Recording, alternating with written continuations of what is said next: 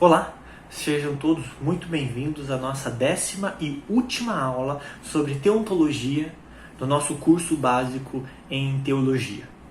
Vamos hoje finalizar nossos estudos sobre teontologia e nossos estudos sobre a Trindade. Começamos na aula passada a entender um pouco mais sobre a Trindade, como ela funciona e algumas provas, alguns indícios da Trindade no Antigo Testamento. Na aula de hoje nós vamos ver sobre a Trindade no Novo Testamento. É muito fácil a gente ver a Trindade no Novo Testamento, porque é claro ali o relacionamento entre Deus Pai, Filho e Espírito Santo. Nós temos passagens que mostram os três atuando juntos. Mas é importante nós vermos algumas coisas que são 4 verdades sobre a Trindade que nós encontramos no Novo Testamento, que justificam muito bem a diferença de cada um dos membros da Trindade e a sua união. A primeira verdade é a divindade.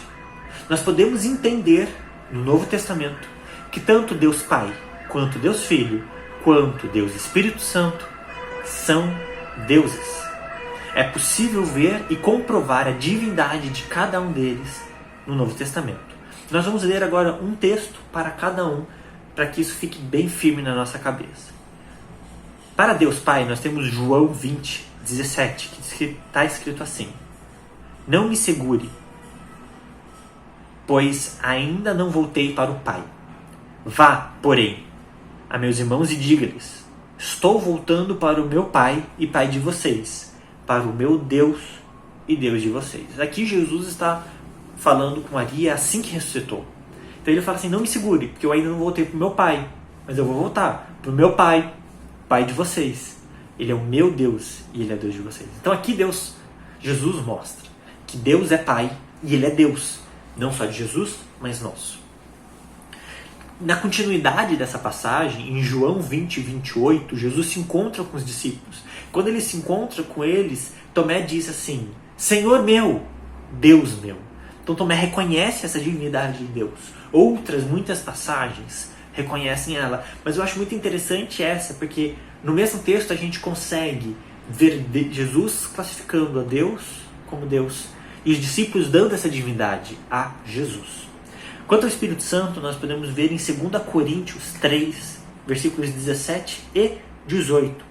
Está escrito assim: Ora, o Senhor é o Espírito, e aonde está o Espírito do Senhor, ali a liberdade. E todos nós que, com a face descoberta, contemplemos a glória do Senhor, segundo a sua imagem, estamos sendo transformados com glória cada vez maior, a qual vem do Senhor, que é o Espírito.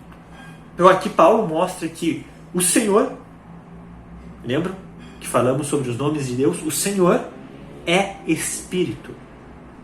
O Senhor é o Espírito. E o Espírito é o Senhor. Então a gente vê aqui a divindade do Espírito Santo. Mas, à frente, em outros momentos, a gente também vê eles ordenando-se em batizar em nome do Pai, do Filho e do Espírito Santo.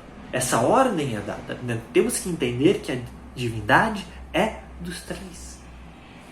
Da mesma forma que a Bíblia defende a divindade dos três, o Novo Testamento defende a personalidade de cada um. Nós vimos aqui nos atributos de Deus que Deus tem uma personalidade, ou seja, Ele tem inteligência, consciência própria, autodeterminação e consciência moral. Deus tem o controle das suas próprias ações para fazer o que Ele quiser. Ele tem uma consciência do que é certo e errado e Ele existe consciente de si mesmo, independente de outros. Da mesma forma, Jesus e o Espírito Santo também são vistos como pessoas. Eles têm personalidades. Então, Jesus, no Getsemane, no momento onde ele estava para ser preso e levado à cruz, ele fala para Deus: Pai, se possível, afasta de mim este cálice, mas seja feita a tua vontade. Nesse momento, Jesus não queria. Claro que não, ele estava num corpo humano, ele ia sofrer. Então, naquele momento, ele não queria ser entregue ao sacrifício, mas ele entendia que havia uma missão maior. Então, ele abre mão da vontade dele e abraça a vontade de Deus Pai, que era Jesus ser entregue e trazer salvação a todos.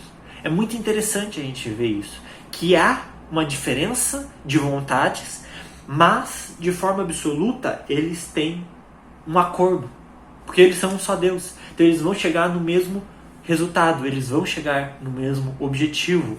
Da mesma forma, a Bíblia também fala, quando trata do nosso relacionamento com o Espírito Santo: por acaso não sabe que aquele que habita em vós tem ciúme? O Espírito Santo, ele sente ciúme de gente. Quando a gente abre mão de fazer as coisas para o reino e a gente começa a viver uma vida de pecado, o Espírito Santo se sente mal com isso. Ele tem uma personalidade, ele tem uma consciência moral e ele sabe o que é certo e errado. E ele quer que a gente faça o certo. Então ele vai sentir ciúmes de nós. É muito importante que a gente perceba que os 3 membros da Trindade são deuses, que os 3 membros da Trindade têm personalidades. Eles são pessoas e eles se relacionam conosco de uma forma única, cada um deles. Também vamos deixar claro aqui a distinção entre eles. É importante que a gente deixe claro essa distinção. Cada um tem a sua função. Vejam, o Pai enviou o Filho e o Filho, ele testemunha o Pai. Cada um tem a sua função. Em João 14, do versículo 16 a 17, está escrito assim: Jesus pede a Deus que envie o Espírito Santo na sua oração. Então isso é muito engraçado, é muito interessante como a Trindade funciona. E de forma muito clara, no batismo de Jesus, nós podemos ver os 3 membros da Trindade de uma vez só. Porque Jesus, como homem, está sendo batizado. Deus, como voz, fala: este é o meu Filho, em quem eu tenho prazer. E o Espírito, ele desce como pomba e pousa sobre Jesus, habitando nele. Então nós vemos os 3 membros da Trindade no mesmo momento, realizando obras diferentes. É muito importante que a gente entenda essa divisão. Da mesma forma que é muito importante que nós entendamos a unidade deles. Mesmo sendo 3 pessoas diferentes, eles são um só Deus. Isso é muito importante. Nós somos monoteístas. Nós acreditamos em um só Deus. E esse único Deus são 3 pessoas. E essas 3 pessoas são um único Deus. Mesmo com vontades diferentes, mesmo com obras diferentes, a Trindade se completa. Vive focada em um único objetivo. Criou o mundo, realizou a obra da regeneração no ser humano e busca nos salvar. É um único Deus. São 3 pessoas. É muito importante que a gente deixe isso muito bem firmado na nossa cabeça. Finalizamos aqui o nosso curso de teontologia. Vimos sobre a revelação de Deus, os argumentos racionais, os argumentos contrários à existência de Deus. Entendemos um pouco da revelação dele na Bíblia, como ela se acontece, qual é o objetivo dela para conosco. Vimos a natureza de Deus nos seus atributos, nas suas qualidades. E entendemos um pouco sobre a Trindade. O nosso Deus, ele é um Deus maravilhoso. Ele é um Deus grande e, infelizmente, enquanto fomos humanos, ele ainda é incompreensível para nós. Mas um dia estaremos com ele e poderemos entender completamente. Espero que tenham aproveitado esse curso, espero que tenham aproveitado esse conteúdo e que possam continuar estudando com grande vontade os ensinamentos de Deus. Fiquem com Deus, um grande abraço.